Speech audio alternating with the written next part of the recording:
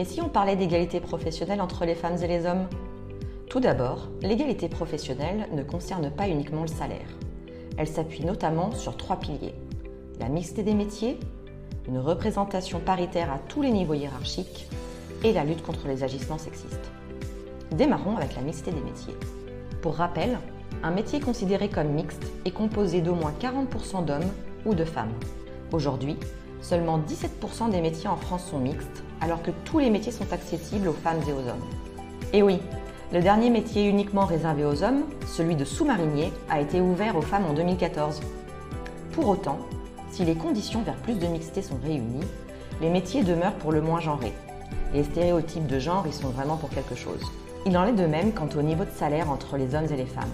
La balance penche surtout du côté des hommes. En France, les femmes gagnent en moyenne 23,5% de moins que les hommes, tout temps de travail confondu, et les inégalités augmentent avec l'âge.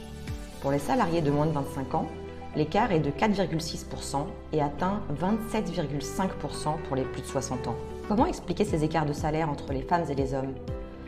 Les femmes travaillent plus que les hommes à temps partiel, les responsabilités familiales prennent souvent le pas sur leur carrière, et enfin, elles sont plus nombreuses dans les secteurs à bas salaire.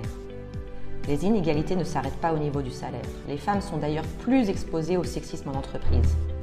En effet, selon le dernier rapport du Haut Conseil à l'égalité, 80% des femmes sont régulièrement confrontées à des attitudes ou décisions sexistes dans le monde du travail, comme les blagues sur le genre, les remarques sur l'apparence physique, les propos disqualifiant leurs compétences, etc.